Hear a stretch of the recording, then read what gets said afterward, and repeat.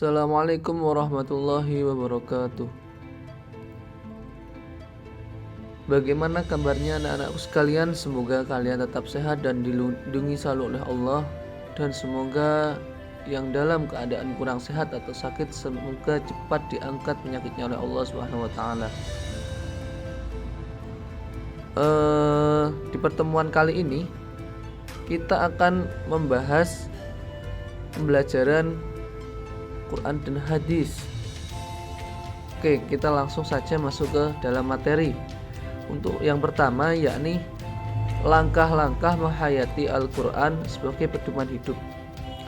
Apa saja sih langkah-langkah untuk menghayati Al-Quran itu, dan bagaimana cara-cara untuk menghayati Al-Quran itu? Oke, yang pertama yakni membacanya atau melafalkannya. Aktivitas membaca Al-Quran merupakan cara yang paling awal untuk bisa menjadikan Al-Quran sebagai sahabat sejati dalam kehidupan kita. Aktivitas membaca Al-Quran juga dapat dimaknai dengan melakukan rutinitas yang disusun secara sistematis dalam mengalokasikan waktu untuk bisa membaca Al-Quran.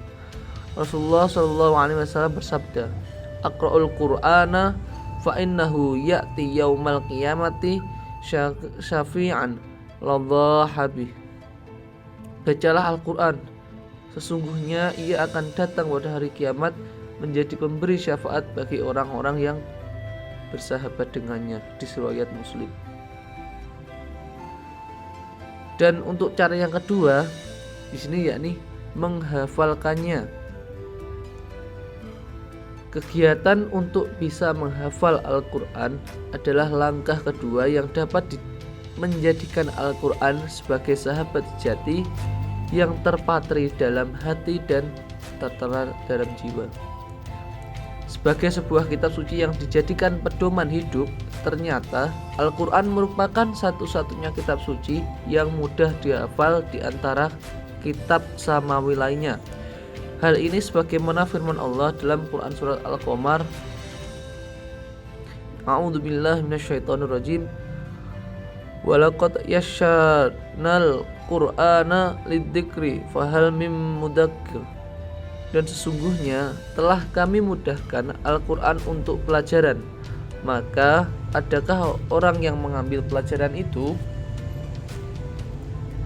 Yang ketiga yakni menadaburinya atau tadabur. Langkah ketiga untuk bisa menjadikan Al-Quran sebagai sahabat sejati dalam kehidupan adalah dengan berusaha untuk memahami dan menadaburinya.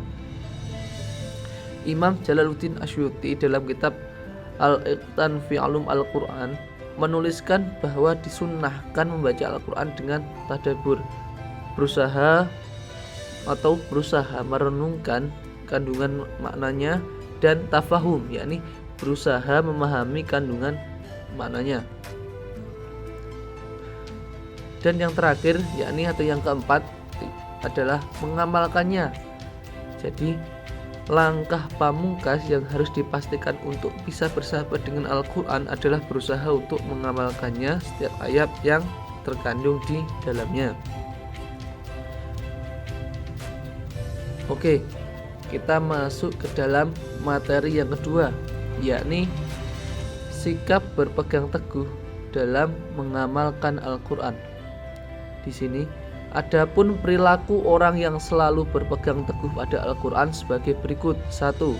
Sebagai seorang muslim yang berpegang teguh pada Al-Quran, kita harus memiliki budi pekerti yang luhur karena Al-Quran berisikan tuntunan yang berkaitan dengan akhlak, yaitu ajaran agar orang muslim memiliki budi pekerti yang baik serta etika kehidupan. Yang kedua, sebagai seorang muslim yang berpegang teguh pada Al-Quran, kita harus melaksanakan ibadah karena Al-Quran berisikan tuntunan yang berkaitan dengan ibadah, yakni sholat, puasa, zakat, haji, dan sebagainya. Yang ketiga, sebagai seorang muslim yang berpegang teguh pada Al-Quran, kita harus bergaul sesama dengan baik sebab Al-Quran berisi tuntunan yang berkaitan dengan amal perbuatan manusia dalam masyarakat. Yang keempat, sebagai seorang muslim harus selalu meningkatkan ketakwaan pada Allah Subhanahu wa taala. Kita lanjut lagi ke materi ketiga, yakni pengertian Al-Qur'an menurut para alim ulama. Oke, di sini yang pertama saya mencuplik dari Imam Asy-Syafi'i. Di sini dijelaskan bahwasanya Abu Abdullah Muhammad bin Idris atau yang disebut Imam Syafi'i berpendapat bahwa Al-Qur'an tidak lain adalah isim alam atau nama sesuatu, bukan kata atau dibentuk atau diambil dari kata apapun. Untuk yang kedua, ini dari Imam Al-Farra. Menurut Imam Al-Farra, kata Al-Qur'an berasal atau terambil dari kata qara'in yang bentuk jamak dari qarinatun yang artinya petunjuk atau indikator. Untuk poin yang C, yakni dari Imam Al-Asy'ari, Abu Hasan Al-Asy'ari, tokoh beraliran Sunni ini berpendapat bahwa Al-Qur'an merupakan bentuk mustaq dari kata qarana yang artinya menggabungkan, karena ayat Al-Qur'an merupakan gabungan berbagai huruf hingga menjadi sebuah ayat. Dari ketiga pendapat tersebut, menurut Imam Jalaluddin Asyuyuti berpendapat bahwa pendapat Imam Asy-Syafi'i adalah yang lebih tepat, sementara menurut Abu Syuhban berpendapat bahwa pendapat Imam Al-Lihyani adalah pendapat yang paling tepat. Nah, sampailah kita di akhir pertemuan atau akhir pelajaran. Itulah sedikit cuplikan-cuplikan dari pembelajaran Quran hadis kita pada hari ini.